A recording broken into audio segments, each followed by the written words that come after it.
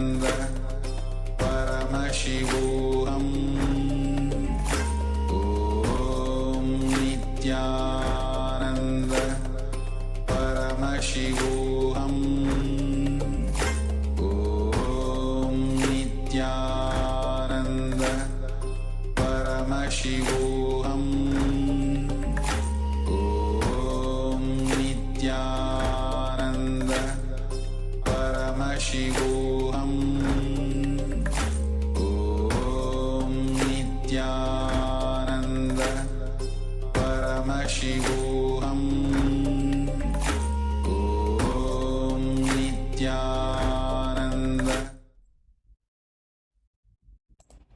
Yes, Nithyananda everyone. So all of you can relax now.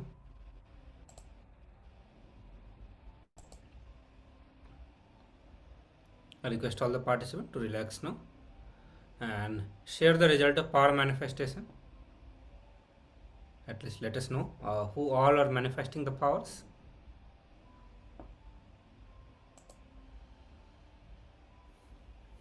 Yes, so you'll have to look into mirror and see if there is any visible changes. And generally for this power manifestation, it is expected that you will take the photo before power manifestation, and then again you have to take photo after power manifestation, so that you can observe some differences that whether it is there or not.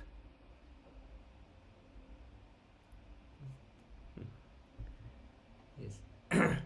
So anyone sharing the result of power manifestation?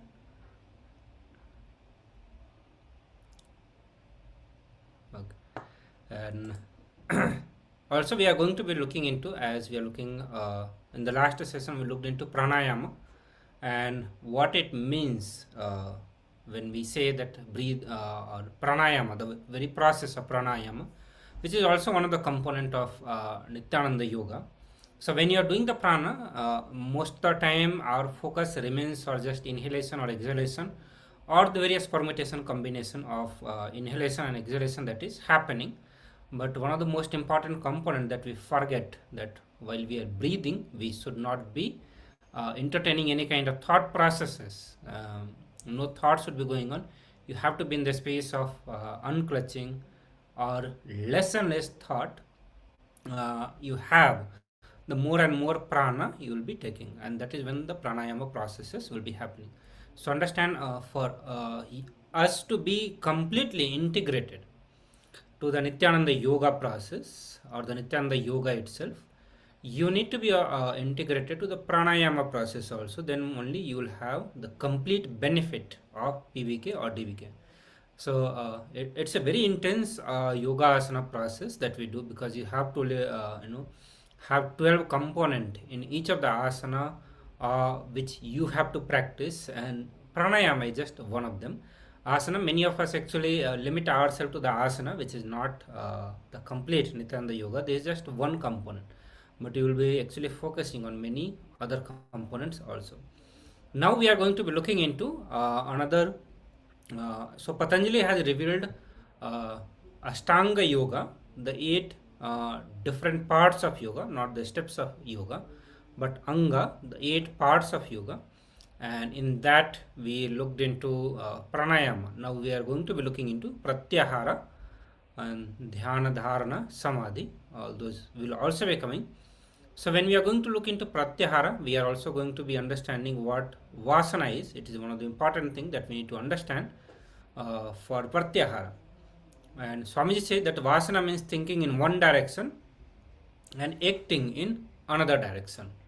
And it can be like, you want to have a health, but all your lifestyle practices is towards damaging the health.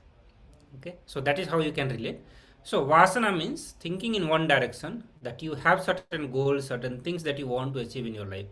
And many of us want to have healthy body, healthy mind, and many times actually after coming to spirituality, we want to practice morning spiritual routine, waking up early morning, doing yoga and all those spiritual practices. But our lifestyle practices will be completely different, and that is what it means, that your actions are completely different direction, and this whole thing is known as vasana. Okay, I want to build a very healthy yogic body, but my lifestyle practices is like never going for yoga, having all the fast food or unhealthy junk foods, and not waking up early morning. So all this is nothing but vasana. So constantly we think that we need to work for a certain life, but we are working in opposite direction. So what is the solution? How do we overcome this non-integrity and achieve the life that we desire? I think it's one of the common problems that all of us face in different aspects of our life. We want to have something. So see, there are certain things that we want to have in our life, but we do not work towards it. There are many desires we have in our life, but we do not work towards it. But the vasana is like you are working, but completely in the opposite direction. And the solution for this, to overcome this problem is pratyahara. So we are going to understand the word pratyahara. Ahara means absorbing, okay, taking in. So ahara also means food, that we know, which we intake. But ahara also means absorbing, taking in inside your body, not just through the mouth. It can be anything. Taking in. And pratyahara means withdrawing, not taking anything. So ahara, you are taking it. It can be visualization. So even when the visualization is happening, you are absorbing the visuals. When your ears are open, when you are listening, you are absorbing sound. So through all the five senses, we intake something, we absorb something, and not taking anything is called pratyahara. So seeing, listening, tasting, smelling, touching, not doing any of this. So, but all of these are ahara, five senses, and pratyahara means not taking anything through these five senses. So first thing, that our senses are matter used by our inner space, our mind. Our mind works through all the senses that we have, all the five senses, and it experiences the world through the various sensual pleasures, pain, and all this happen through the process of seeing, listening, smelling, touching, tasting. All these are the various processes through it experiences the life, experiences the world. But the stuff out of which our mind is made, if that withdraws from the sensory activity and return to its source, restoration or returning to the source, that is what is called pratyahara. Withdrawing the senses, restoring them into the space where intense excitement and joy is constant happening without any happening.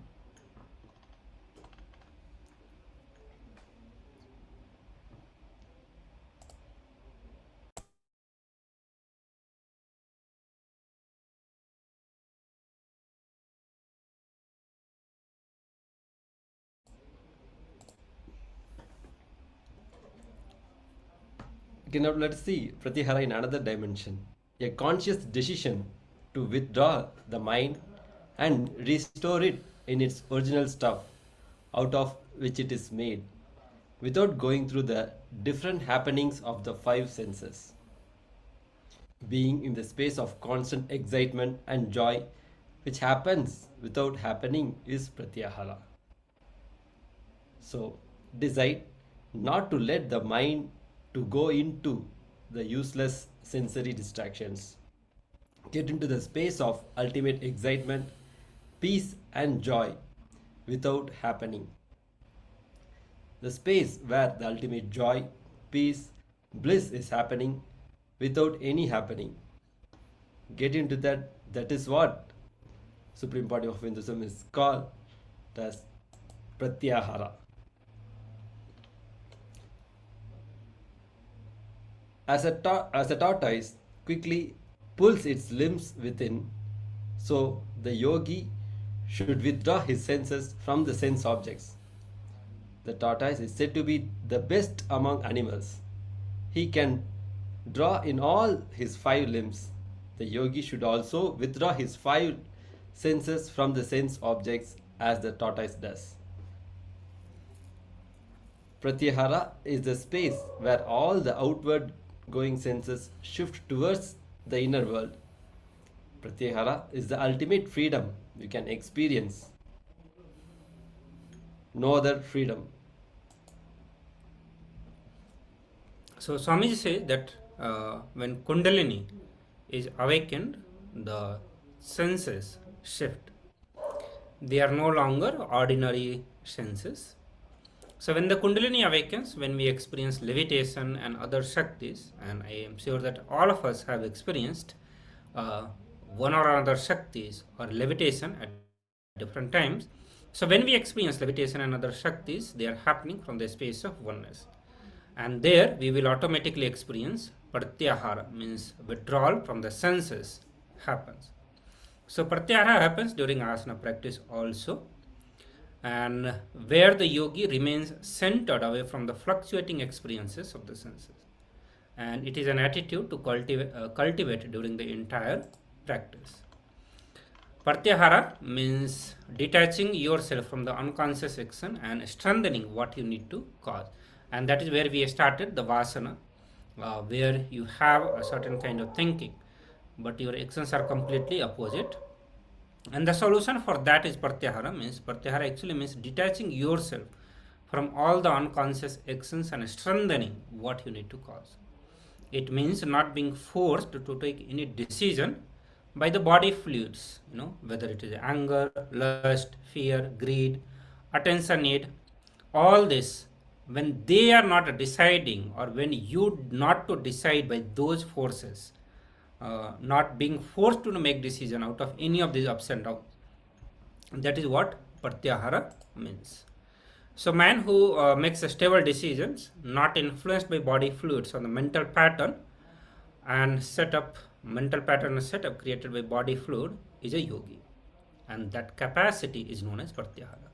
It means taking our senses away from the object. Pratyahara is withdrawing from the things that distract from the cosmic experiences. So there will be a time in our life when our senses will not be active, and that happens for many people at different ages. It happens, but mostly we can relate when our body stops functioning, or when we become old age, when we are in the old age and our body has stopped or reduced functioning. That time we will see that our senses will not be active. But now itself, if we start declaring our conscious sovereignty over our senses, so even when they are not active, when they are not alive, when they are not excited, not functioning, you will remain alive, active, powerful, and that is called Pratyahara. So even when you are getting old, when your senses stops functioning, even in that moment, not being affected by any of this and still having that continuous excitement, joy, functioning out of being alive, active, that state is called the Pratyahara.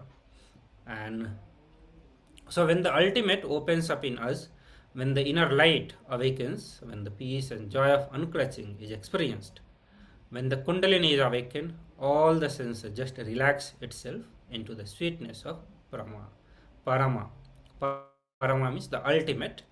The Parama Vashyata, which Parama Vashyata, it is the Sanskrit from Patanjali Yoga Sutra, where Patanjali is using this word, and Swamiji says that the Vashyata does not mean that going and mastering it, but just relaxing and surrendering it. So when we surrender ourselves, Parama Vashyata is not mastering the ultimate, not taking over it, but rather just surrendering and relaxing into it. That is what is called Parama Vashyata. Patanjali says that the senses are supposed to relax and surrender in our inner space. But many of us, continuously work to master the senses. We want to control our senses, that it should be working as we want, and we go on failing into it. But Patanjali is saying that it is supposed to relax and surrender into our inner space.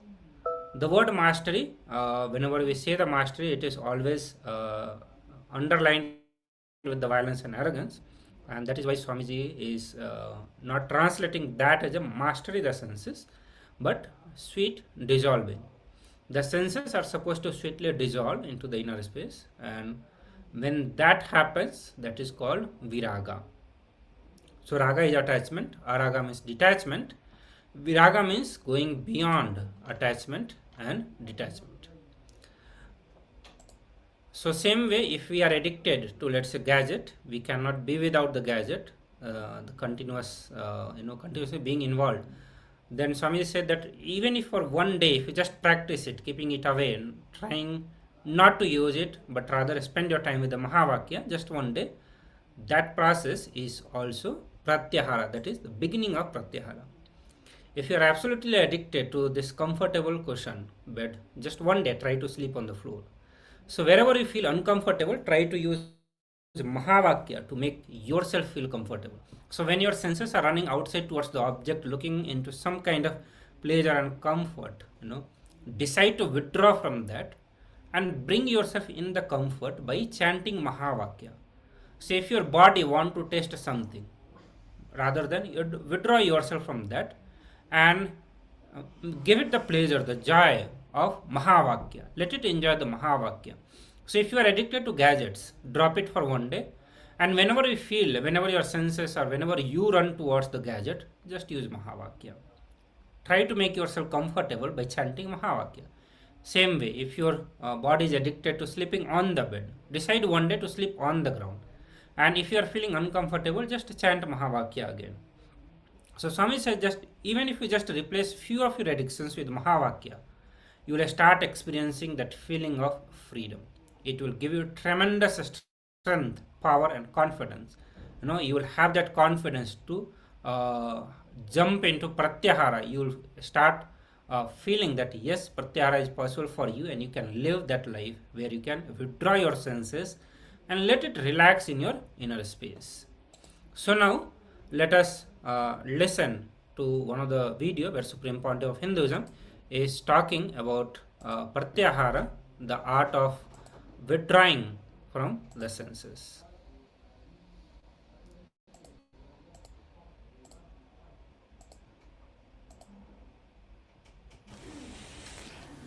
Pratyahara. We'll do the second level technique for Pratyahara. It's literally like pushing the whole energy inside and centering it. It's a very powerful technique.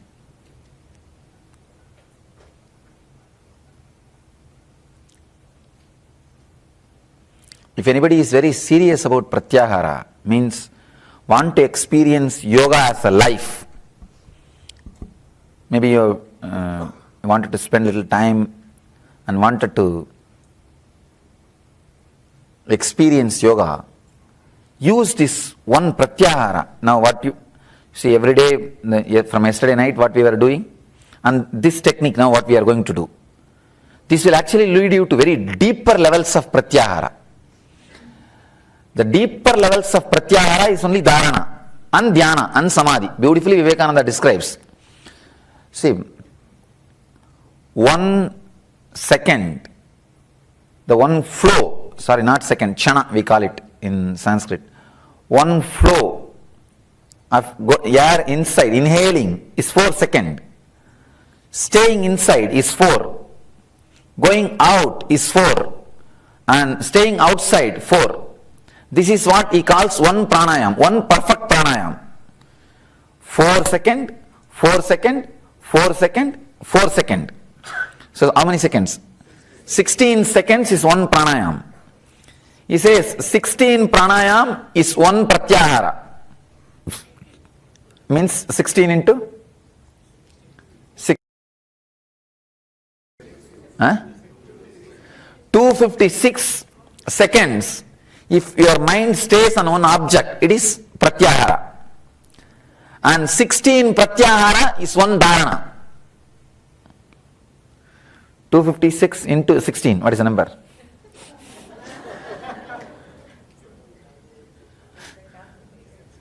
Calculator. Okay. Anyhow, that is one dharana. And 16 dharana is one dhyana. 16 dhyana is samadhi.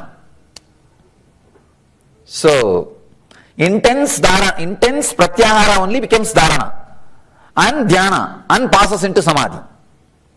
Please understand. So, if you strongly work on pratyahara, that's enough, which will lead you to dharana, dhyana and samadhi. So, understand this pratyahara. This technique is like a withdrawing with all your intention and intensity to level I'll describe the technique, 2 level. First set. Let me explain the science of the technique, then you will understand the technique itself. It's from Patanjali yogic tradition. Working on the navel center. Actually, the Hatha Yoga and the Patanjali Sutras straight work on the body. They are all out to put you into the experience, make you experience. I can say all other spiritual literatures are like menu card. Patanjali is a cookbook. All other spiritual literature are just menu cards. Patanjali is a cookbook. He straight away says how to cook and eat. It doesn't give you the menu card. All other books are like a menu card with big photographs. Oh, Brahmajnana, Atado Brahmajignasat, all these kinds of explanation. Oh, this is like that is like that, all those things. Patanjali is the guy, is a cookbook. Straight away you can cook and eat. He's a very practical person. Very practical. Never gives any rule without giving proper method through which you can pass through. Working on navel, he works on pitta. Pitta is the visualization thing, so that you can be completely centered. Pitta is responsible. Pitta energy is responsible inside us for visualization and pratyahara. If pitta is completely balanced, see, either too much pitta or low pitta in each part of our body, that is responsible for not able to be integrated or centered into your being. So he is balancing the pitta so that you can completely withdraw and center yourself to experience your consciousness, your inner space. First thing, 2 levels of technique. First thing, rotate the whole body. The lower body should be stable, upper body. Fully, you can do a full rotation. Full rotation. Let me describe the technique, then you can do. Already everybody has started.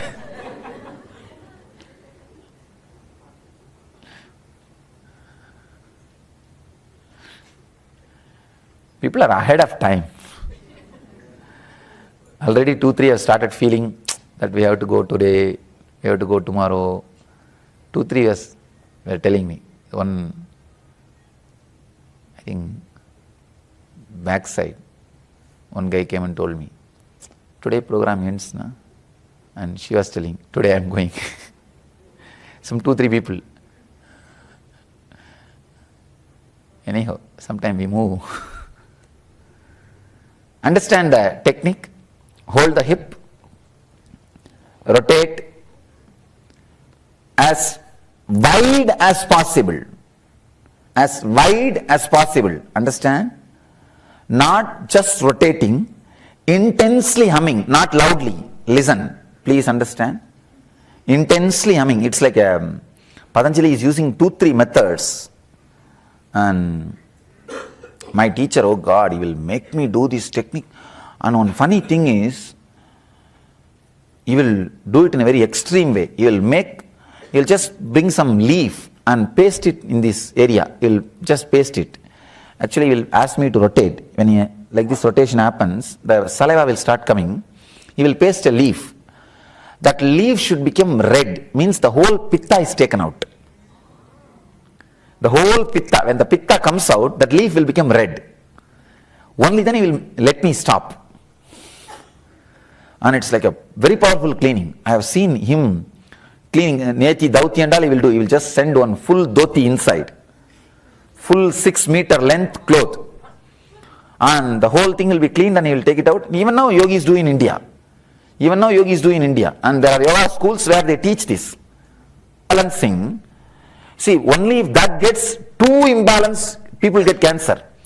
This I can be 100% guarantee. If this Neti Dauti and all, if you do, simply no possibility of cancer. See, very violent and arrogant way of handling Vada Pitta Kapha only creates cancer. We are very arrogant with our body many times. And we don't bother about this Vada Pitta Kapha. That's what creates cancer. And if you do this completely will balance your Vada Pitta and Kapha. And Neti, Dauti, you will catch this sometimes it will be little violent. You will catch small water snakes, and you lead them through the nose and they will come through the mouth. I'll get frightened. I was a small boy. And he will just laugh. Just to show that how clean the system is and how friendly the creatures are with him. And anyhow, you'll just paste that leaf in this corner and that saliva will come and it will become completely, the leaf will become red. The pitta will completely balanced. It is not only used for pitta balancing, it is used for pratyahara also. Now understand the technique. Very, very beautiful technique. You will see beyond your imagination, you are centered. If you have problems in centering now, from yesterday, twice we did this, sitting with a light, sitting as a light. You would have had many problems. Now you will see beyond your imagination, suddenly you are arrested. You are there as a light. You are just there as a light. And no question of wandering, coming back, fighting, all those things will drastically drop. Because physically we are pushing it. We are centering ourselves. A very powerful technique for pratyahara. Keeping the hands on the hip and rotating as widely as possible. The front and the back also as widely as possible. Because of throne I could not move backside. As widely as possible. Rotate, but lower body should be centered. Listen, again going ahead of time.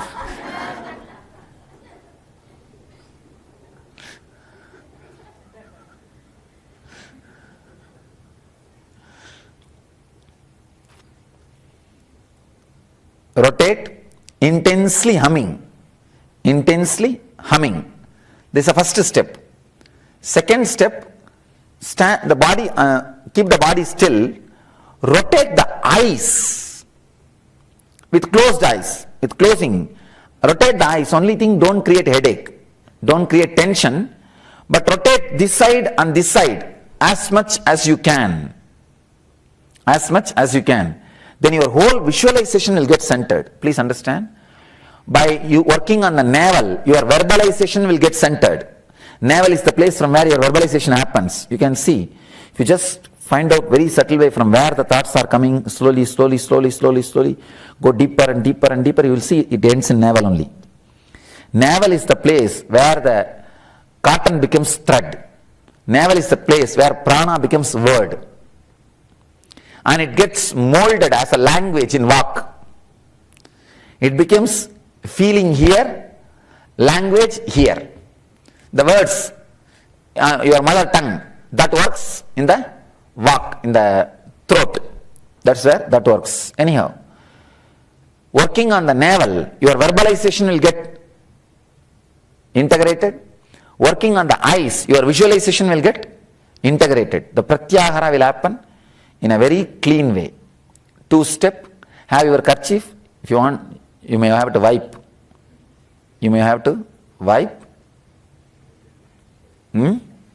Tissues. Get tissues, quick. Yes. If you are not feeling comfortable in one way, you do it even in the other way. But movement should be continuous. That's all. If you have high blood pressure, any heart conditions, or any serious other illnesses, mainly if you have that appendicitis operation, please don't do. Listen here, attention please. If you have any heart conditions, high blood pressure, or appendicitis, any serious illness, recently you underwent any surgery, please do not do the first part. You can do second part. Second part means working with your eyes. That you can do. But the first part, don't do.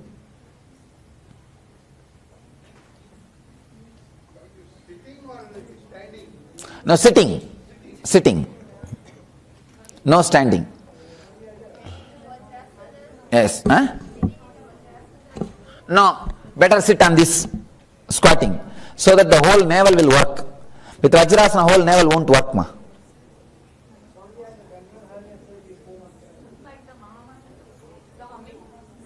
Yes, humming is just like Mahamantra.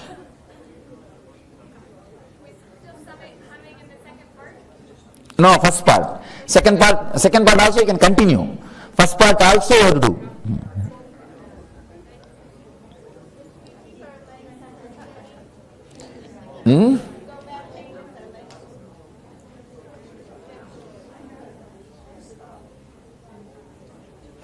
You see, if saliva comes out, wipe. Otherwise, you don't have to spit and wipe.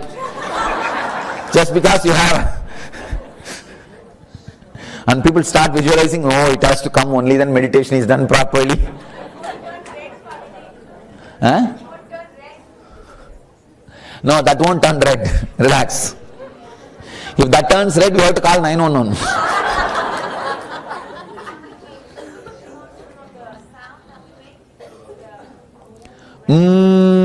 Mahamantra, humming. Many eye movement only second step. First step no eye movements. First step only moving the whole body with Mahamantra. Second step eye movements and Mahamantra. Yes, this way and this way also. 360 degree.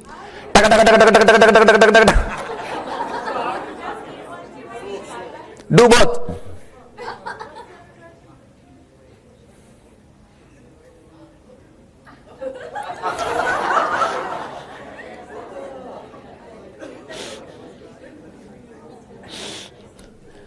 Outside you are able to see.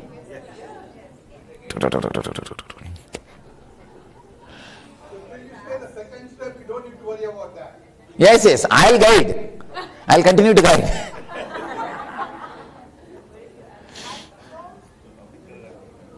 Huh? Yes, eyes not only closed, tie the ribbon. Yes.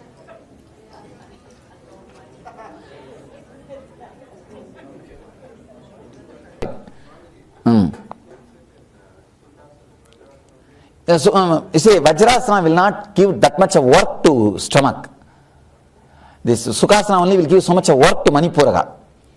Please make enough space around you so that you can rotate really. Huh? Then sit in Vajrasana, what can be done? But first priority will be Sukhasana only. Please tie the ribbon.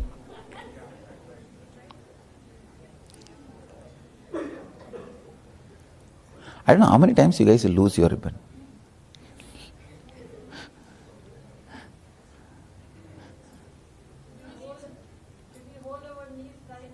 No. Hands relaxed. Hands on the hip. No need, it's okay, leave it.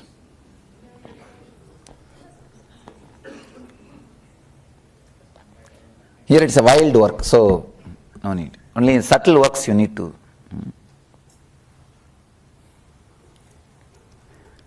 Close your eyes, tie the ribbon.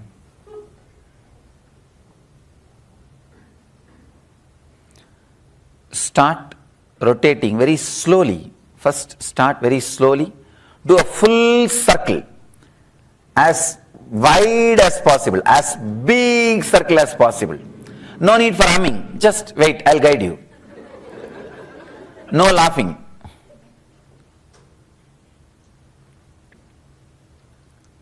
As wide as possible.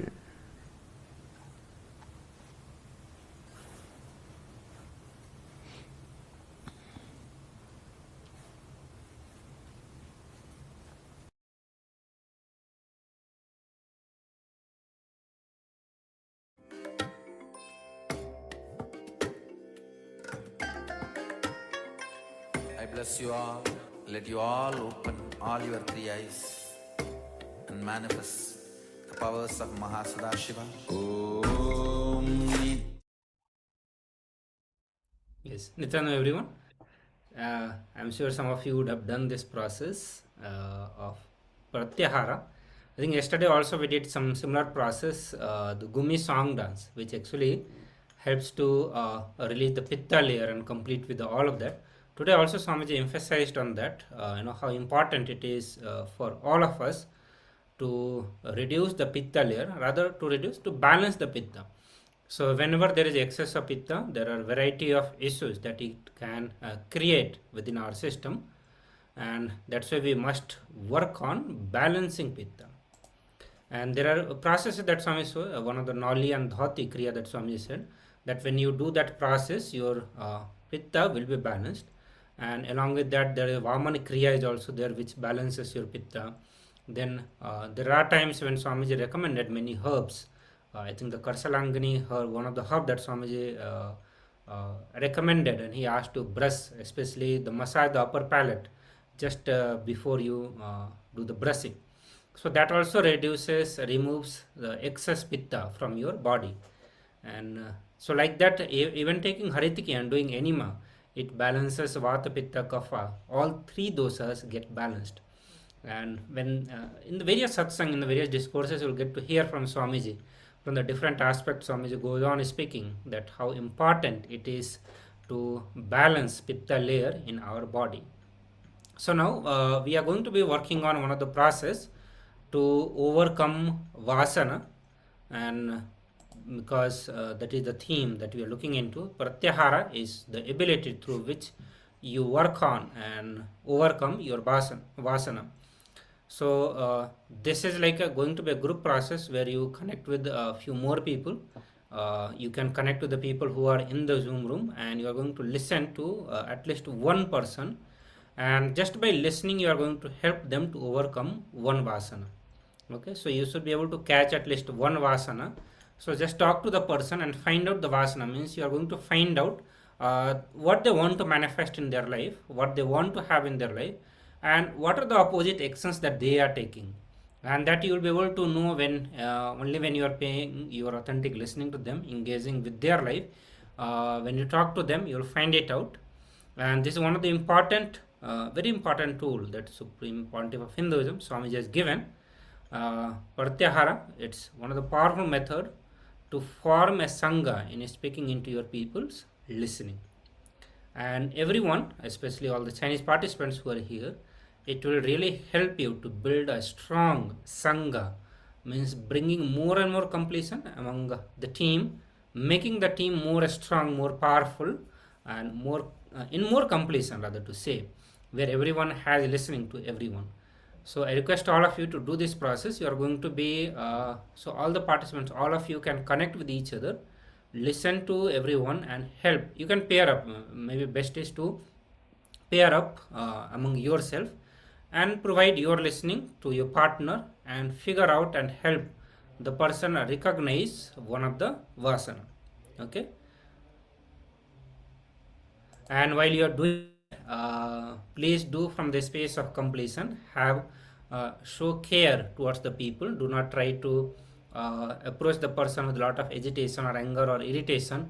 You should not be irritating the other person. Give the comfortable space to the person. Okay. And you can always start with asking them that when they feel powerless in their life, are they facing any problem, and provide a space so that the person in front of you opens up. And when the person is opening up, provide a very beautiful, loving and friendly ambience, and at the same time listening. Okay, when you do that, you will be able to provide your listening, and also will be able to speak into the listening of the person, and that way you will be able to help them find their vasana. So let us do this process and experience the benefit of this process. So we'll have few minutes for this process. I request all of you to start now, and also if you have any question, let us know. If any question or clarification that is needed, please let us know.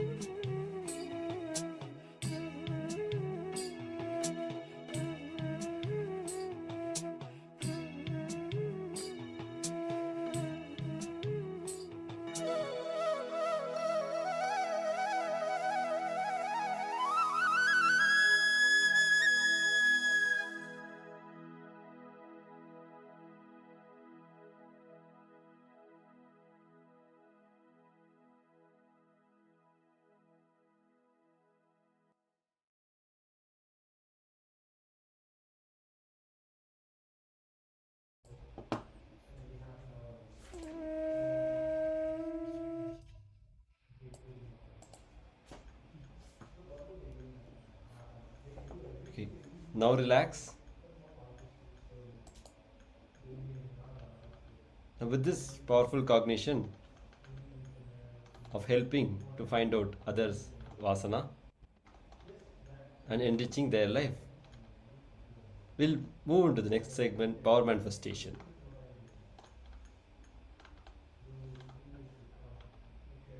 Please be seated. Keep your head, neck, spine in a straight line. Today, we are going to manifest the power of body sculpting. You can take a picture of your body before manifesting this power.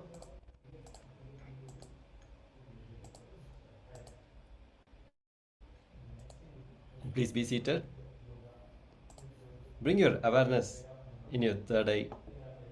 Visualize Supreme Pontiff of Hinduism in your third eye and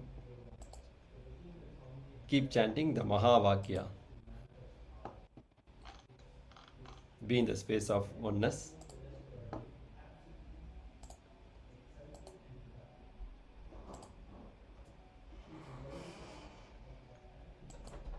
Keep chanting. Decide what body part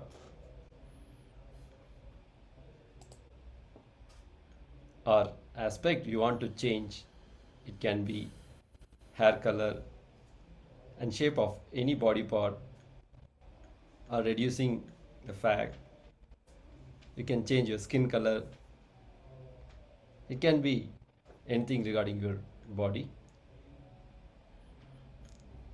Please decide and connect with Supreme Pontiff of Hinduism with the Mahavakya and declare the change in the body that you are going to manifest. Let's start the power manifestation. Please be seated and start chanting the Mahavakya. Paramashivoham Om Nithyananda Paramashivoham Om Nithyananda Paramashivoham Om Nithyananda Paramashivoham Om Nithyananda Paramashivoham Om Nithyananda Paramashivoham Om Nithyananda Paramashivoham Om Nithyananda Paramashivoham Om Nithyananda Paramashivoham Om Nithyananda Paramashivoham Om Nithyananda Paramashivoham Om Nithyananda Paramashivoham Om Nithyananda Paramashivoham Om Nithyananda Paramashivoham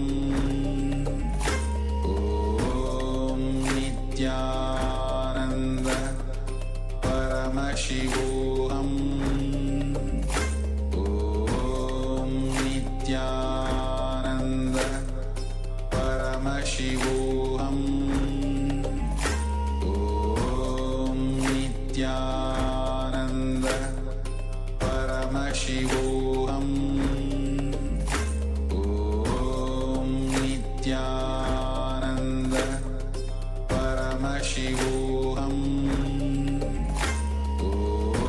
Om Nithyananda Paramashivoham Om Nithyananda Paramashivoham Om Nithyananda Paramashivoham Om Nithyananda Paramashivoham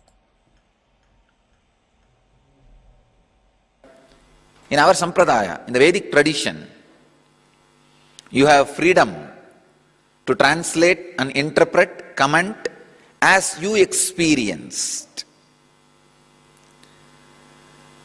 So each master gives his own understanding, experience, and expression.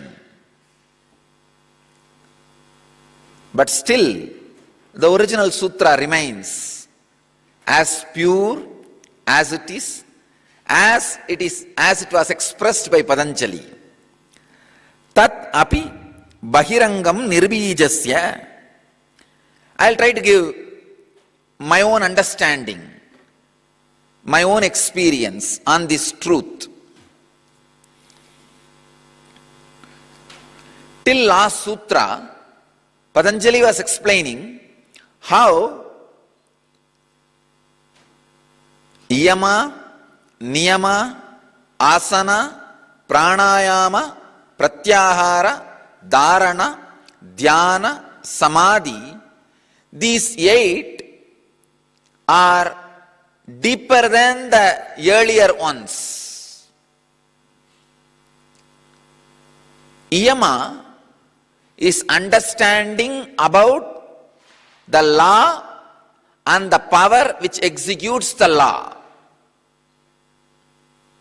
Niyama is raising the coherence of your consciousness to the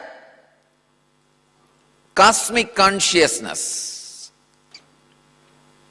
Asana, aligning and preparing your body for the cosmic experience. Pranayama,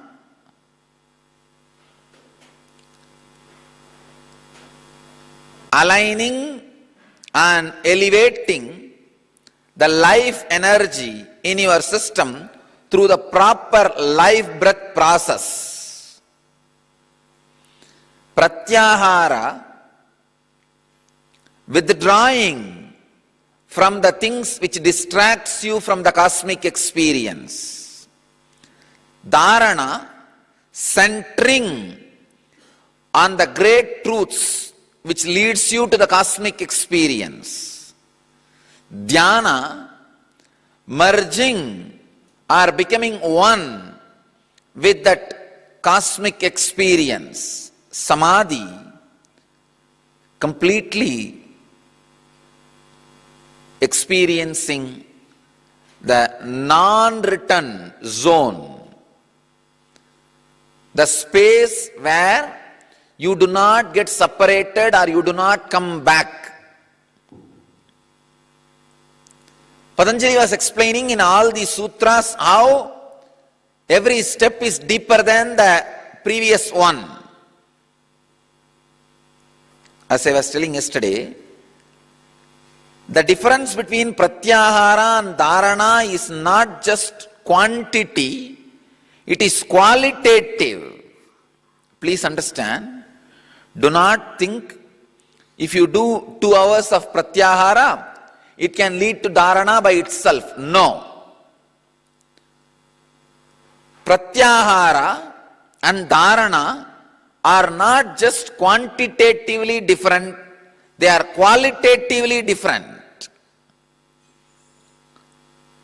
So the quality which you need to add for you to move from pratyahara to dharana is what I call sacred secrets. As I said yesterday, from pratyahara, for you to move to dharana, the honesty to the identity which you believe as you. Please understand, whatever you believe as you, whatever position you hold in your social life, family life, personal life, spiritual life, whatever position you take up, whatever commitment you accept, be honest to it. If you are not able to be honest to all the identities you are committing, at least prioritize and drop the identities which you are not able to fulfill. Do not accept. Understand? Very beautifully Ramakrishna says in his life, in his teachings, life is an accounts. Always be ready when Yama calls you. He says, if Yama calls me now, I have no balance. Clear. Maintain your life with clear balance means any identity you accepted, you are completely taking responsibility for it. If you are not able to take the complete responsibility, don't assume that identity. Ability to renounce, give up the identity which you are not able to fulfill is vairagya. Naturally, when you give up few identities because you are not able to fulfill those commitments, you will have some suffering, you will have some drawbacks, you will have some missing feelings. Bearing with that is tapasya. Please understand. So prioritize the identities which you are assuming in your life. You may be assuming the identity of a wife or husband. You may assume the identity of a son or daughter or father or mother. You may assume identity of a disciple, or you may assume the identity of a brahmachari. You may assume the identity of grihastha. You may assume the identity of vanaprastha. You may assume the identity of a sannyasi. You may assume any identity, but be very clear, honesty to that identity completely, to the core. This is what I call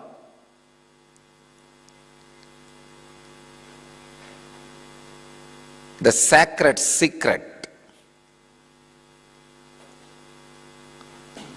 Honesty to the identity moves you from pratyahara to dharana, because controlling the mind is not a job like how you control the monkeys. If you want to control the monkeys, put all the 25 monkeys into a cage and lock it over.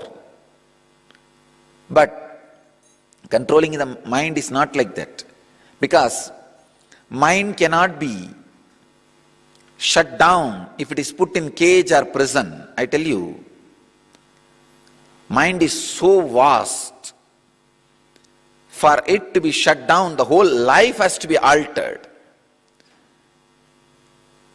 I myself did not have a problem. You cannot shut your mind, move it from pratyahara to dharana, just like some technique or method. Mind is not like a snake. If you just blow some pipe, it will settle down. No. For pratyahara to dharana to happen, a complete honesty in your very understanding about yourself has to happen. All the identities which you assume and are unable to fulfill is what I call extra bad cholesterol. Not only it is a heavy load and weight on you,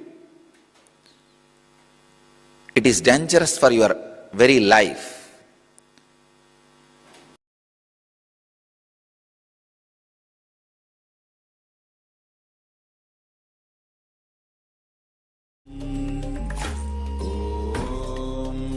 Nithyananda Paramashivoham Nithyananda Paramashivoham.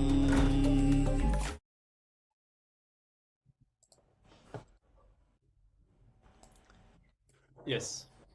So as Swamiji defines, dharana is when the concentration is flowing in one direction without obstruction.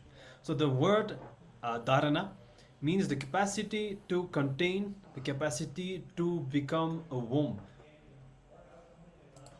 And it comes from the Sanskrit word dhri, which means to hold or carry, and is typically used to describe concentrating on an object during meditation. However, dharana has a much deeper meaning than just concentrating the mind.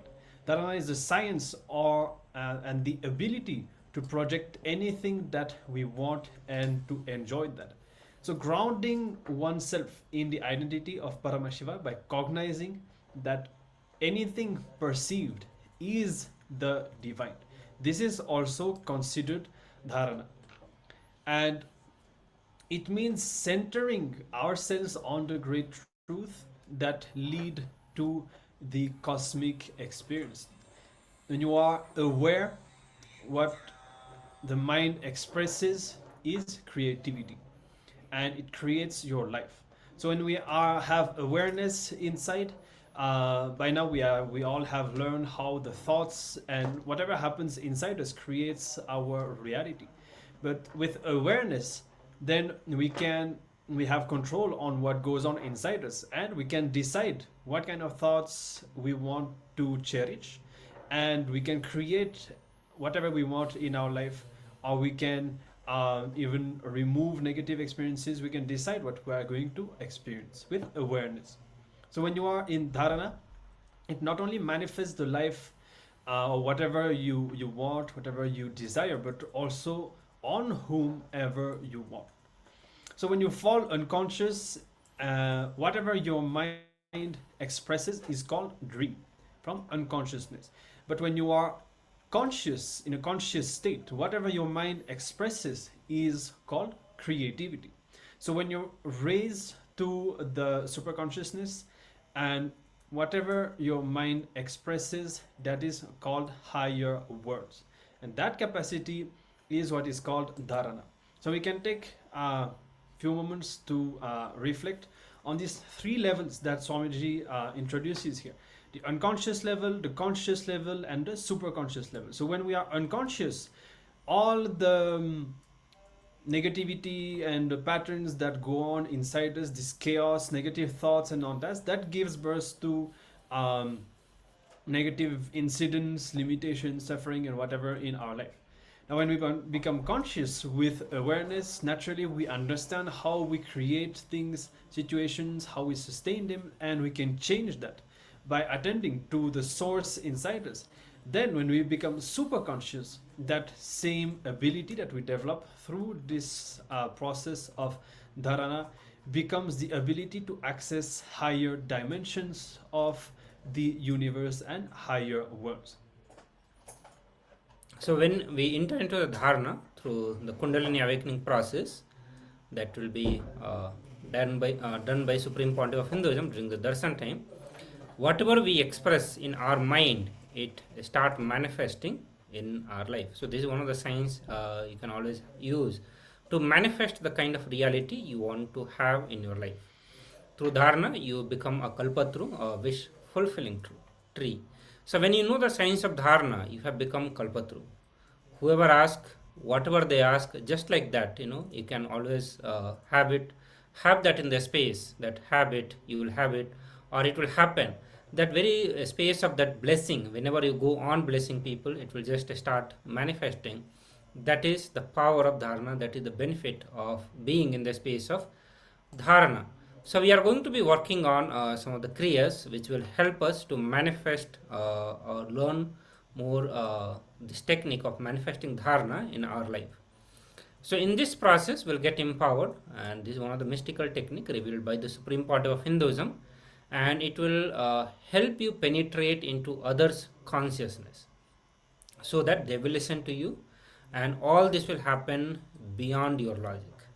This dharana technique is to speak into the listening of people, to make them cause their reality, cause your reality and cause their reality, and it will be helpful for all of you, not just to manifest your reality, manifest other reality and experience completion with all the relationships that we have in our life.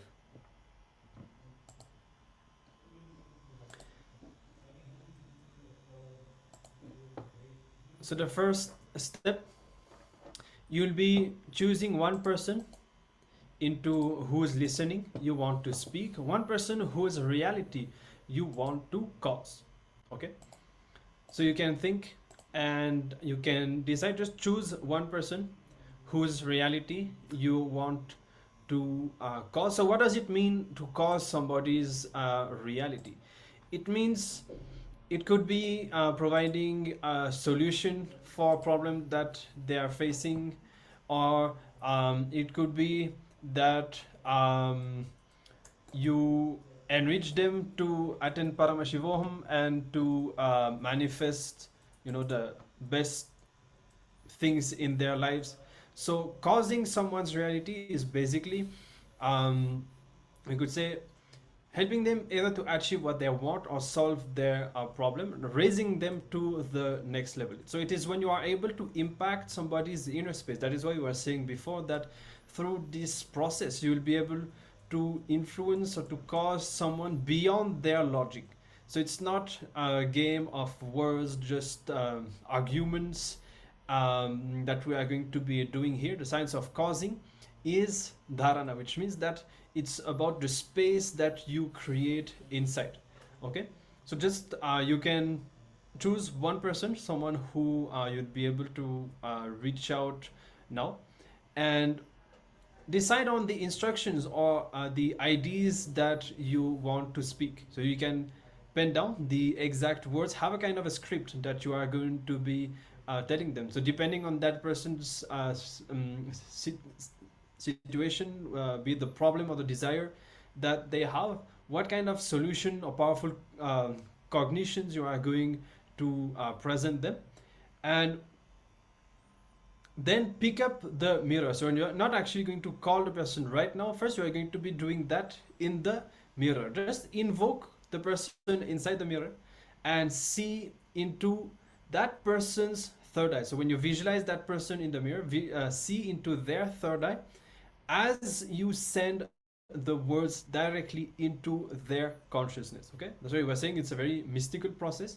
You need to try it out, follow these steps, and when you start doing this, you will see that this process will intensify your ability to cause other people's reality, to create a very powerful space inside you, and to manifest your desire, your will through other people.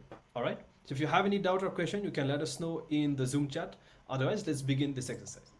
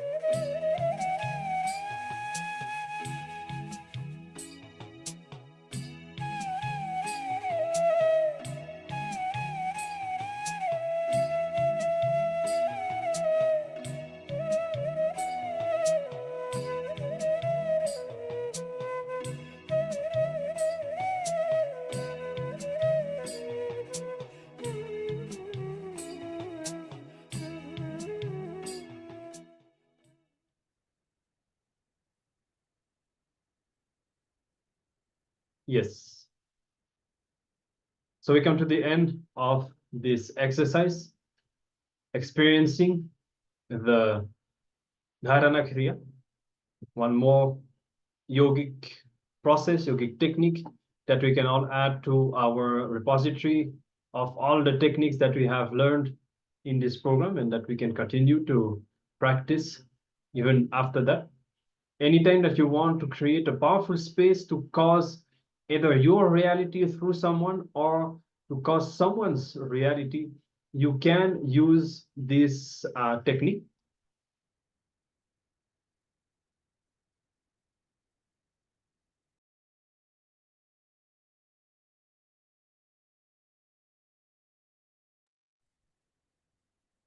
And you can see how this mirror process creates a powerful space for you to penetrate the consciousness of someone. As we learned in the previous session, it's not just about a word, it's a process that happens beyond the person's logic. That is why we always learn even here that everything is all about the inner space that you have. If you're able to convince someone, or if you're not able to convince someone, it's all about the inner space that you have. So this technique helps you to build a very clear, conscious, and powerful inner space so that you can manifest what you want in reality, and especially you can manifest through other people.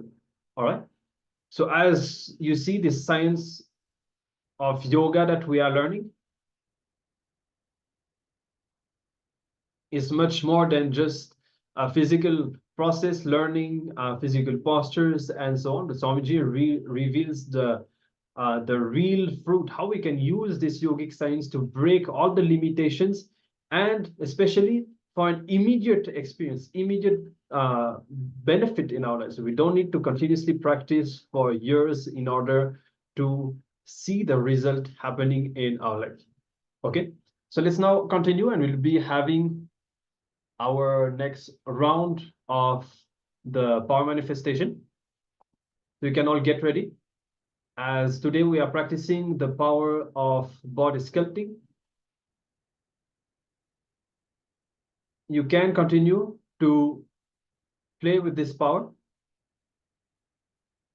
By now, all of you would have already decided which aspects of your body you want to change. And if you have experienced any results, that's great. You can let us know, you can share that. And you may even share pictures. Let's say if you have reshaped your nose or your face, you can share some of these pictures. And we're going to be continuing. So if you want to continue working on the same body part, the same changes that you desire, you can do so. And if you have already succeeded, you can pick up other body parts for this round. So we can get ready to start. You can sit straight with your head, neck, and spine in a straight line. Bring your awareness to your third eye, connecting with Swamiji, experiencing the feeling connection with Swamiji. Start chanting the Mahavakya. You can chant inside, or you can even hum the Mahavakya. So a very powerful technique that Swamiji has given us. And remember that it's all about experiencing this space of oneness with Swamiji. So keep your intention, keep your focus on that, maintaining and intensifying this space of oneness. Continuously surrender. The key is to surrender. Anything that happens inside you, surrender, drop it at Swamiji's feet, and make a conscious will for this change to happen in your body, whatever you desire. Now make a conscious will for that to happen. You can even talk to Swamiji inside, request Swamiji to manifest that into reality, and hold on to the space of oneness. Continue to chant the Mahavakya with your awareness on the third eye, and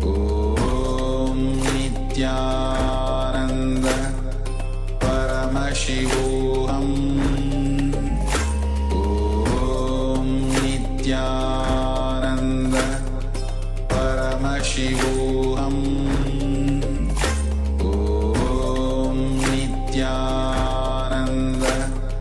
Paramashivoham Om Nithyananda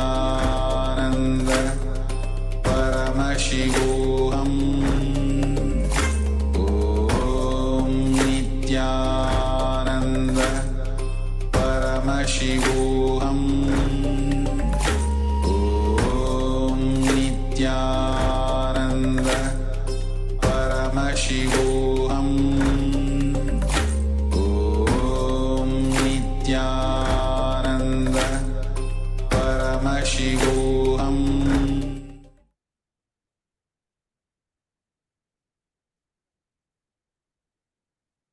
Yes.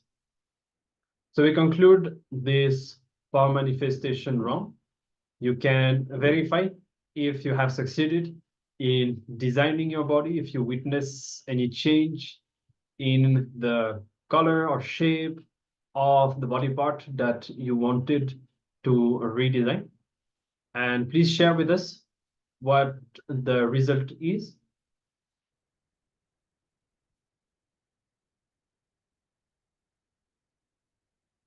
This power is also directly connected to the space of completion that we have with our body and with the different dimensions of ourselves.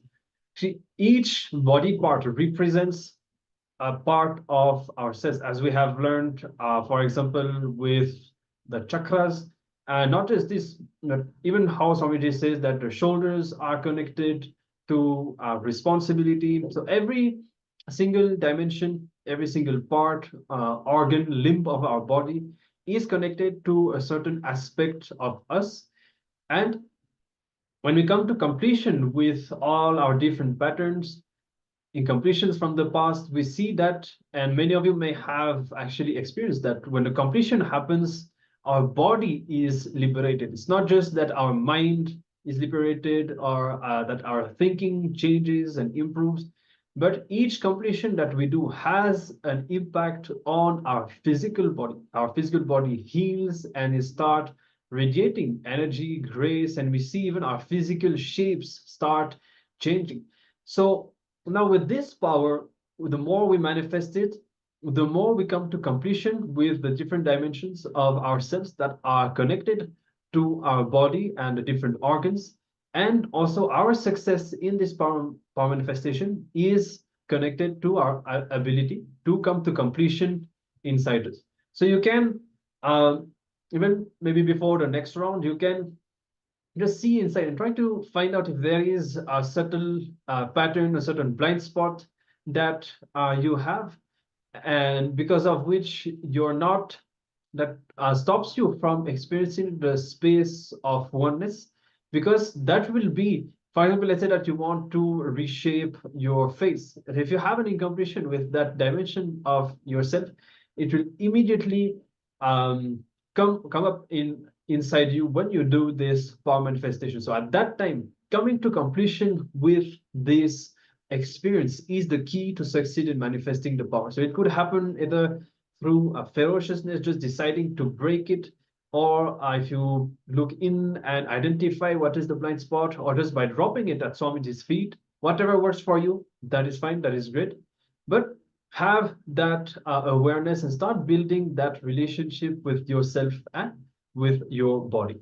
All right, great. So with this, we'll continue and we'll discover the next dimension of this Ashtanga Yoga science that we are discovering today. As we said before, it's not just yoga, not just general physical practice. We are learning powerful spiritual techniques, spiritual processes that can directly help us to break our patterns and all our limitations.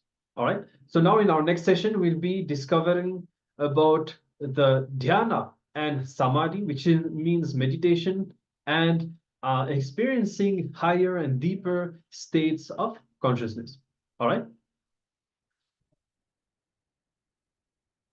So now in this particular segment, we will be looking into dhyana and samadhi. Dhyana is a Sanskrit word meaning meditation. Of course, we learned in the previous segment that let's say like dharana, when we look at the root word, we find a deeper meaning. In the same way, the word dhyana, it is derived from the root word dhi, meaning the mind, and yana means moving. The Supreme Pontiff of Hinduism has explained that dhyana is not concentrating on one object. Many of us have a wrong understanding based on the contemporary understandings of these ancient technical words, that dhyana is just meditation. Actually, dhyana is raising your frequency to a certain level so that the object on which the meditation is happening and you, that is the meditator, both of them, you lose boundary and experience oneness. Meditating, for example, on a piece of cloth to where the mind and the object both lose their boundaries, become one, and disappear into the source from which both of them arise is dhyan. Dhyan does not involve seeing colors and lights, hearing music, or sensing the presence of divine beings. Dhyana is not having supernormal experiences. While you may have these extraordinary experiences, this itself is not meditation. All experiences are of the mind, and dhyan can only happen when you drop the mind. Meditation is not an escape from life. In fact, meditation is intimately connected with life. See, for example, when we are in a deep sleep state, we do not experience the totality of what is happening. Our thoughts are close to zero when we are in the deep sleep state. When we are in a higher states, as we go in the higher states, there is another problem which happens. Although we are like awake, there is a lot of thoughts leading us not to be able to perceive the vast reality. But when we go to the higher conscious awareness, like Turiya or Turyatita, these are zones where we are in a high awakened state and simultaneously at a very low thoughts per second. Meditation takes us to those elevated states of consciousness where we are able to be extremely highly awakened, and at the same time we do not have the inner chatter. This experience is actually bringing us to more deeper connection with life, higher awareness, more participation with life. Unlike how many of us have been wrongly introduced that meditation is an escape from life.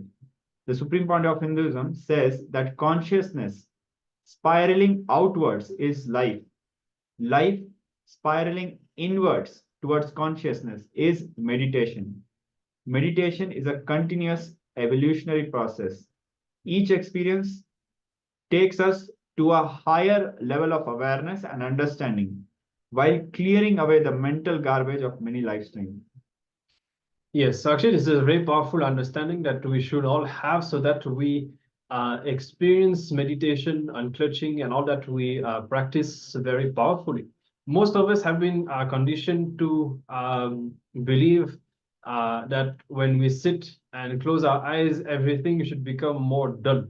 But in fact, if we can remember that when we do that, when we meditate and when we sit, life becomes more intense, then we will easily recognize and how the spiritual process really happens inside us. So Swamiji further reveals that one can meditate on anything, and if the boundary is lost, even enlightenment itself can be experienced. We can meditate on whatever we want. The whole point is to drop the boundary, to merge and experience oneness. So the Supreme Pontiff of Hinduism himself had his first enlightenment experience happen at the age of 12. And you may have already heard how Swamiji was playfully experimenting with a simple technique of trying to find the source of his thoughts. So today, Swamiji is teaching all of us how to connect with the first person of our existence. In Swamiji's days, one of his guru, Annamalai Swamigal, initiated him to seek the source of his thoughts. And while Swamiji was practicing that, he noticed that something opened up inside him, which resulted in an experience that was far beyond the scope of his two physical eyes. So Swamiji has already explained how he was able to feel himself physically alive, even more as much as he feels alive in his own body, as we do now, but in everything around him. So that was the experience that he had. And today we are able to understand that Swamiji, the young avatar in those days, had a spontaneous awakening of the third eye and the experience of Advaita, which is oneness with the whole. So through a technique, Swamiji merged and the boundary was lost, as we explained before. So as Swamiji explained, during dhyana, not only the mind, but also the object on which it has been meditating lose their boundary and become one with the source from which both have arisen, resulting in intense joy, peace, and bliss. So here Swamiji completely redefines our understanding of meditation. It's not about just focusing on one object with a specific purpose or something. It's all about dissolving and experiencing oneness, which is the process of raising in the higher states of consciousness and enlightenment. So during this experience of oneness, the qualities of the object of meditation manifest in the one meditating. So that is why it is so important to meditate on a source of higher energy like a deity or guru. So when you experience oneness with what you contemplate, with the object, since there is no boundary anymore, the quality and the state of consciousness of that object become yours, and there is no difference anymore. That is why we should always contemplate and practice all of this from an enlightened source. The attainment of the supreme state, the space and Shaktis of Paramashiva, this is the fruit of meditation. By entering a state of oneness with the master, we are able to manifest yogic powers such as blindfolded reading, remote viewing, body scanning, levitation, and materializations, and so much more. When the distance and difference in the name and form and substance between the mind and the object on which the mind was meditating not only dissolves, it disappears into the highest frequency without even the trace of the mind and the object being meditated upon, the space experienced is samadhi. So we are entering into the next aspect. We started with understanding what is dhyan, and now we are entering into the understanding what is samadhi. That is the space which we reach when we practice dhyana intensely. Samadhi is a Sanskrit word describing a state of meditative consciousness. A yogi can attain it by the practice of dhyana. One becomes completely aware of the present moment and the mind becomes still. Now, this is the best part of Bhava Samadhi. We understood, or at least we have some kind of experience, what is Samadhi. Now there is and at the same time, we also understand that to reach Samadhi, especially through Dhyan, it requires some kind of practice where we would be sitting and meditating and dissolving the boundaries between us, our mind, and the object we are meditating upon. Now there is a far more powerful and easier way actually. That is Bhava Samadhi. Bhava Samadhi is a state of ecstatic consciousness that arises from a space of unconditional devotion to your chosen ideal or chosen deity or guru. Bhava means mental attitude, feeling, emotion. This state of consciousness sometimes spontaneously happens in us. How can we experience Bhava Samadhi? It is very simple. By practicing the presence of God. Practicing presence of God is the greatest, most powerful technique to put you in Bhava Samadhi immediately. Practicing the presence of God is constantly feeling you are with Him and He is with you. Practicing the presence of God means cognizing His presence is there with you and constantly relating with Him, keeping Him present in your presence. Keeping Him present in your presence is practicing the presence of God. Now we'll be watching a short video where Swamiji, the Supreme Pontiff of Hinduism, will be revealing deeper sacred secrets about this. Yes, and we can see that now we have learned about the power of devotion and sacred sentiments, and now we learned the definition of the state that we reach. So all this, even every day we practice the power manifestation, all this is very tangible. We, through the devotion, through the feeling connection with Swamiji, our consciousness is raised to the higher states, to the state of samadhi, and ultimately to bhava samadhi. And even, for example, it could happen to you while watching darshan, or if you do the kirtans, dancing, through watching the oneness capsules. So all of this creates that very powerful connection with Swamiji that raises our consciousness and that makes us experience this higher state of samadhi. So let's now proceed, and we'll be watching, as we said, a short video in which Swamiji will be revealing sacred secrets on this science of dhyana and samadhi. Asana can lead to pratyahara just by the practice. Asana can lead to pranayama just by the practice. Pranayama can lead to pratyahara just by the practice. But pratyahara cannot lead to dharana just by practice. Pratyahara becoming dharana, you need one more quality to be added, that is pratyagarma chaitanya jagrata. The individual inner conscious awakening, inner awakening has to happen for pratyahara to become dharana. That is why one sutra is spent to show the difference between these two. I am here to say the difference between these two is not just quantitative, it is qualitative.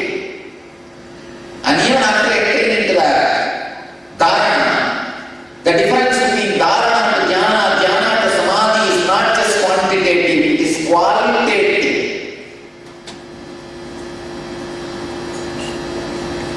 It's very qualitative.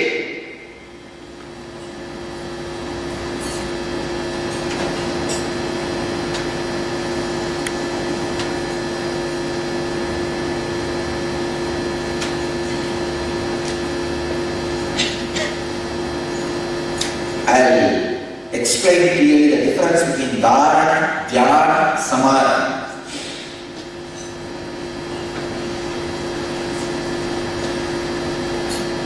There's a beautiful story, Zen story I have.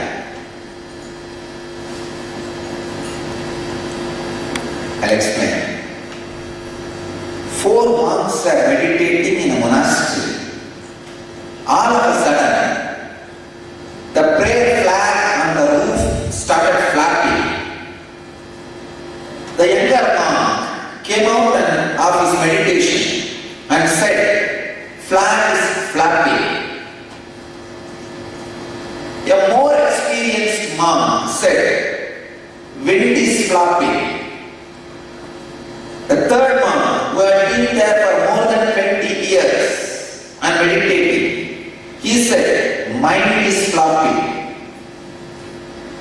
Fourth monk, an enlightened monk, says, "Mouths are flapping." Understand? First, younger monk came out of his meditation, pratyahara, trying to concentrate, because he is disturbed by the flag, irritated. Always these guys who are trying to do pratyahara will become in constant irritation. They will be in constant irritation. You can see the housewives who are sitting in their house and trying to chant Vishnu Sahasranama. Vishnu Vishnu Vashatkara Bhuta Bhakya Bhakya Bhuta Bhuta Bhakya. With the cell phone things, these idiots, no business. I would constantly be running behind this cell phone and the telephone. In Vishnu Sahasranama, how did these idiots come? Vishnu Vilavatma Sahasranama. The very meaning of the Vishnu Sahasranama she is chanting is Vishwam Vishnu Vashatkaro Bhuta Bhakya Bhagat Prabhu, which is all pervading, all knowing, all controlling. At least she should know, even her cell phone ringing is controlled by the God towards whom she is chanting. But she forgets. These idiots, no brain, no sense. Is this the time for them to call and throw the book? Go and attend the cell phone and telephone and drop that and come back.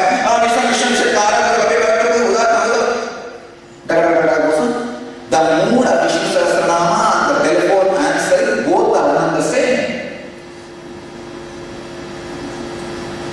Understand?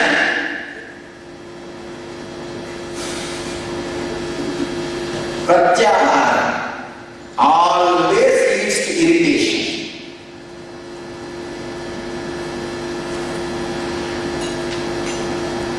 The second, an experienced monk, he comes out and says, wind is flopping, means he is in the state of dharana.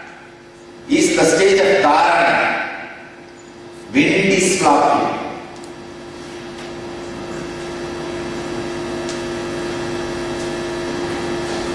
Understand? He has gone a little more subtle. Flag is not flopping. Wind is flopping. He has moved from karya to karana.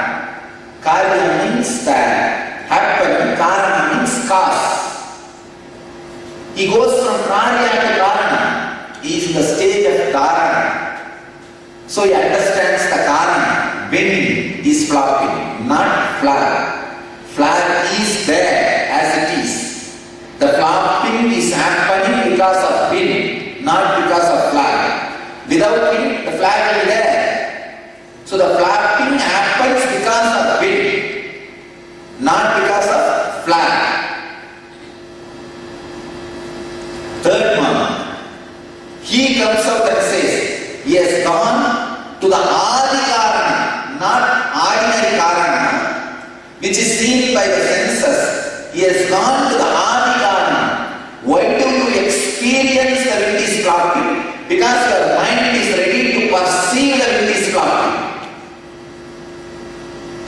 The same moment when the wind was blowing and the flag was flopping, thousand other things should have been happening around them. But the mind has recorded only the wind flopping and got disturbed only by the wind flopping. Why we can't get disturbed by so many other things? Because we did not attend our record, we did not want it. If the wind is flopping the flag and you are disturbed, your mind wants to record it and get disturbed by it. The third monk has gone to Adi Karana, he has gone to the state of dhyana. The fourth monk, an enlightened, who is in samadhi, he just makes fun of this whole thing. Mouths are flapping. Neither the wind, nor the flag, or the mind is flapping. Just the mouths are flapping. He is making fun of the whole scene. He is very clear. Neither the karya is happening, neither the flag is flapping, nor the wind is flapping. Even the karana is also not responsible. Or the mind is flapping, even the adi karana is not responsible. He is saying nothing is happening, only your mouths are flapping. He is making fun of the whole thing. He has gone Karya, Karana, Adikarana is in Samadhi. Understand? Now I will explain. Dharana, Dhyana, Samadhi is the best story I found to explain the Dharana, Dhyana, Samadhi.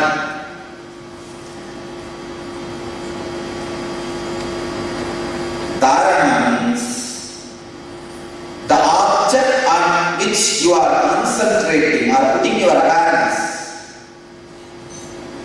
the stuff out of which you are made and the object, the stuff out of which the object is made, these two feels connected, that is dharana. There is an example in Vedanta that Taila, if you pour the oil from one cup to another cup, how in an unbroken way the oil flows, same way the mind flows. That is called dharana.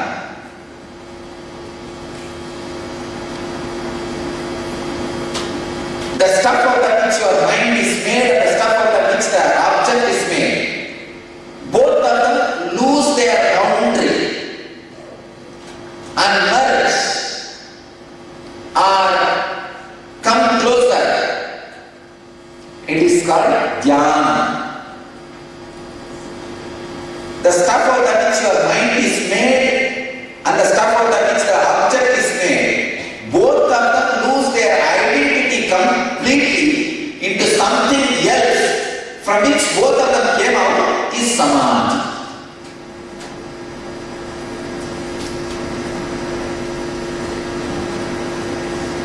So the difference between dharana, dhyana, samadhi, a clear technical understanding is required before you proceed and experience those states. Find out in your life whether flag is flopping, or wind is flopping, or mind is flopping, or mouths are flopping. You will understand in which stage you are in.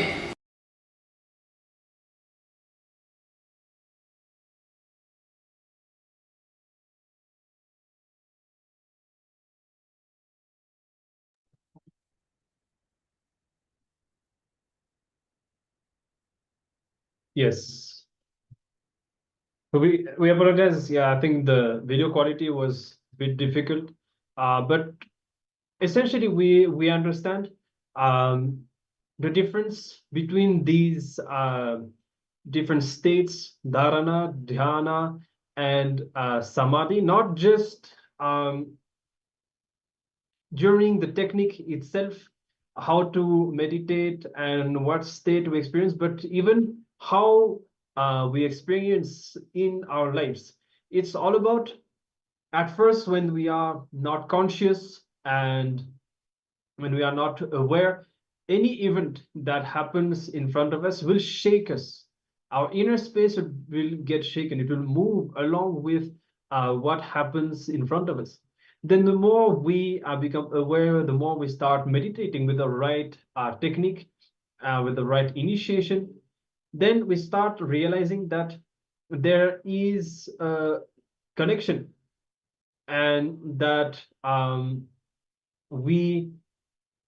the space that we have inside is connected to the space, to what we experience outside, but not just from, I could say, victimhood space, how we usually put the blame and we feel that because of outer events, we experience something inside. We start realizing the opposite, that when our space changes inside, then the reality changes outside, and we elevate to finally mastering this, I can say, and establishing ourselves in a space where we are not shaken at all. We are just aware that we are the canvas, we are the source, and so whatever happens in front of us does not shake us anymore, and we are empowered to create our reality. So essentially, right, that is the evolution that we go through until we become, as Swamiji said in the story, we become like the master who just laughs at the situation, saying that only the mouth of the people are moving, who finally has realized that both what happens outside and what happens inside have a common source, which is beyond all of that. All right. So no worries, we'll anyways have time to now experience through meditation session, and we'll be practicing unclutching with the right context, with what we have learned about dhyana and samadhi. And as we learned in the previous session, practicing the presence of God means cognizing his presence is there with you and constantly relating with him, keeping him present in your presence. So this is the key to unlocking the higher states of consciousness and samadhi that we have learned about. So now what we will be doing, we'll be practicing Swamiji's presence. So cognizing that Swamiji is there with us and keeping him in our inside us, relating with him. And because with this simple meditation, now we will observe how just by connecting with Swamiji, practicing the presence of God, this Bhava Samadhi awakens in us, and we experience this space of Samadhi. So while we do that, we can also remember some of the powerful cognitions that we learned in the session. So naturally, what will happen when you start practicing Samadhi, practicing the presence of Swamiji, then you will have to first do the dhyana, which means that at some point it will be about remembering. You will feel that there may be a difference, but you have to allow the boundary between the object and the meditator, which is you, to dissolve. And that is why it is unclutching meditation. So any thought, emotion, incompletion that is there inside you, unclutch from it, and just come back to that space where you are practicing the presence of Swamiji inside you, and witness how your state of consciousness is elevated merely by connecting with Swamiji and keeping Swamiji present in your presence. Okay, so let's get ready. We can all sit comfortably, and you can all close your eyes.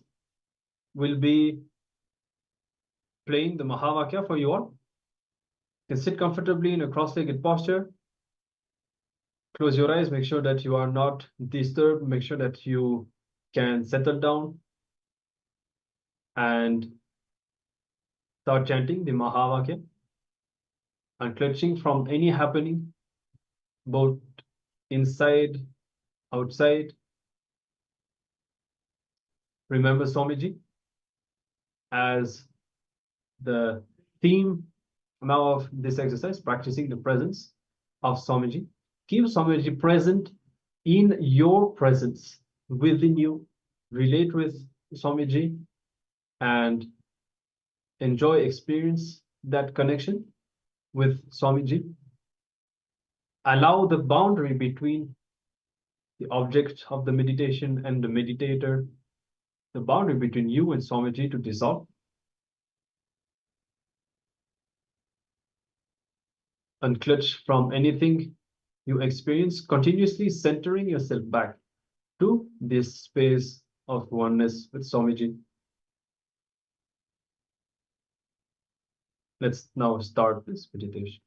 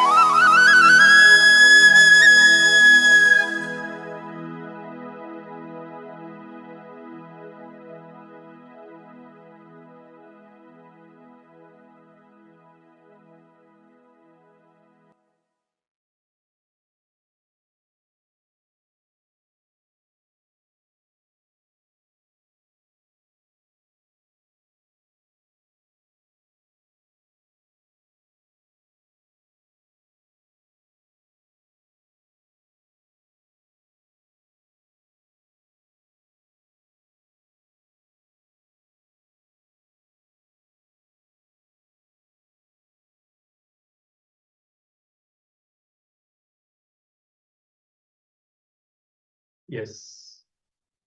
You can relax and open your eyes again.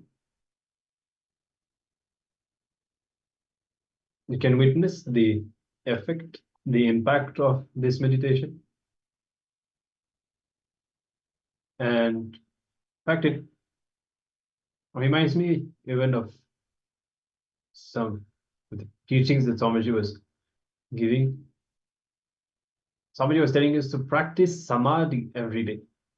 And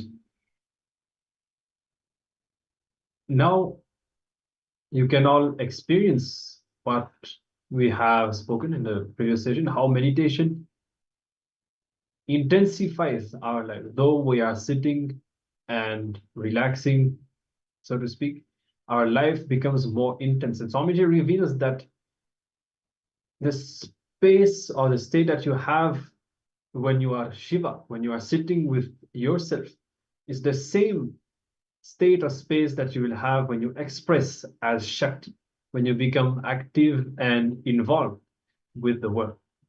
So this is really the key to seeing what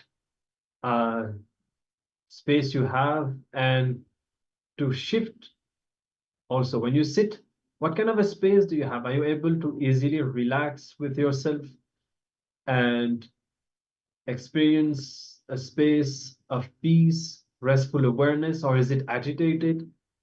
Then be very clear that the same space, whatever it is, you are going to express the exact same space in your actions, in your relationships. So sitting like this with yourself, practicing dhyana and samadhi is the key to completely reprogramming yourself and transforming your life. That's why Swamiji says unclutching is the best way to handle all your life situation. Let's say that you face a tough situations where people speak bad about you or spread rumors, your name is affected, unclutch. Because if you react, if you respond, if you allow your inner space to be agitated by the situation, then you will give birth to that kind of a reality, because now that's what you have inside. That's what we learned in this session just now, how our inner space should never be moved by what happens in front of you.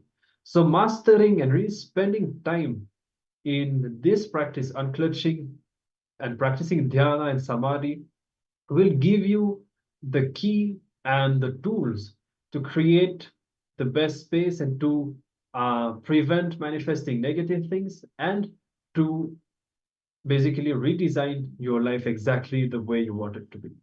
All right. So we have experienced one of the powerful dimensions of this Ashtanga Yoga process right now in this session. And we are now in the best place after this powerful meditation for another round of the power manifestation. And we are going to be again practicing the power of body sculpting. Take a few minutes to create the right context about this power manifestation. Yes, we are doing the same power multiple times so that we can catch, so that we can have a breakthrough, and we can catch the blind spot inside and evolve the understanding and the context that we have.